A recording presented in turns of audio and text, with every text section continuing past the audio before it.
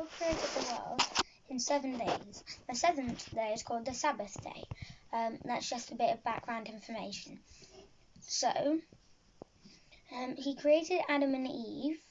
Can't remember what day it was on. And then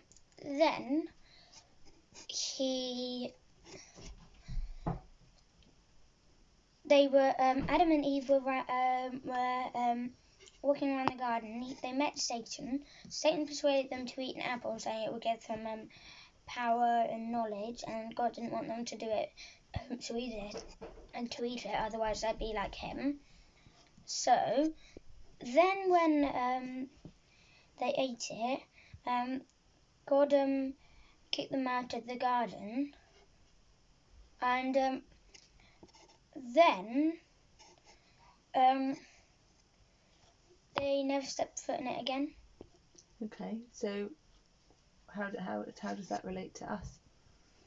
Well, because doing our sins is like us eating the apple. So we basically choose every time we do a sin to eat that apple again.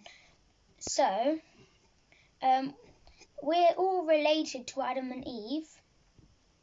When they ate it, it was like all of us making that decision. You might think, well, that's not fair. We weren't there. We didn't choose it. It was their silly mistake. No, we did it. We did it not knowing really. We don't know now that we did it. We just think that's absurd. But we did it, and you can't just blame it on Adam and Eve. So we're all sinful because Adam and Eve sinned? Yes. Yeah. Okay, so how does Jesus fit into that? Jesus and God are the same. So if God comes into a story, Jesus comes into the story. Okay. And how is this problem fixed?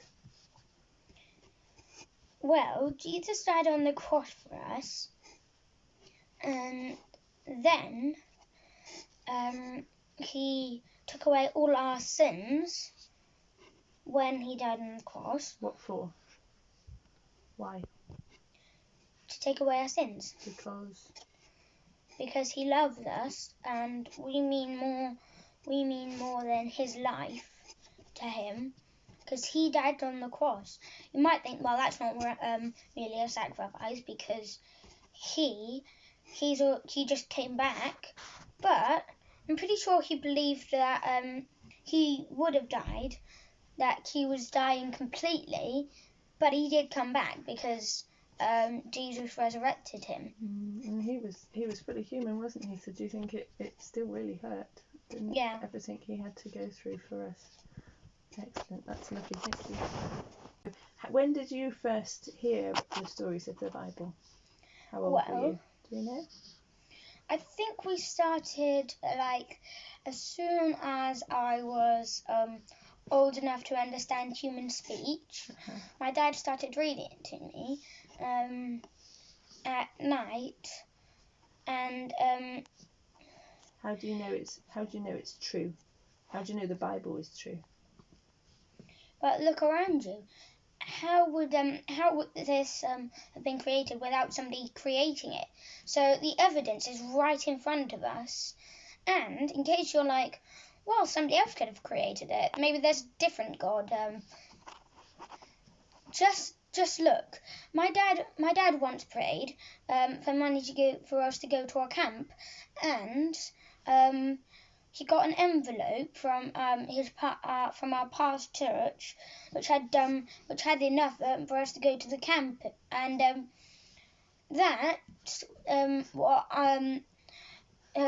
before then, I don't think I really believed with my whole heart that it was true, but I've experienced a miracle before, but I don't want to say it. So.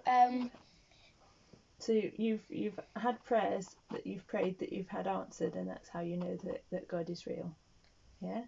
And you can look around at creation and think this couldn't possibly have come through any way other than what's explained to you in the Bible. If you don't think the world is good enough, just think of yourself. You were made by him. You are the biggest proof he can give you. Super, thank you for that. So, what do you find hard about being a Christian, and how does being a Christian help you? Well, I find it hard to believe that sometimes Jesus is actually real, but like I said before, just look at the miracles. But it helps us because when you believe in him, you can start seeing stuff that you wouldn't have noticed, and it does help because like I find it comforts me sometimes knowing that like when I'm in trouble, which just between us is quite a bit,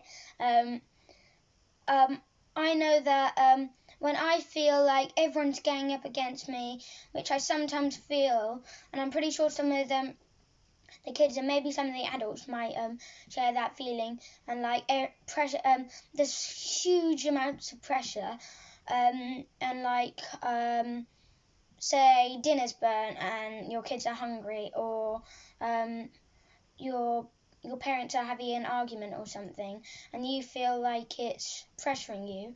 It's nice to know that people that there's somebody looking over you, and that God's there looking after you, and He knows what you're going through, and there's always somebody who you can talk to.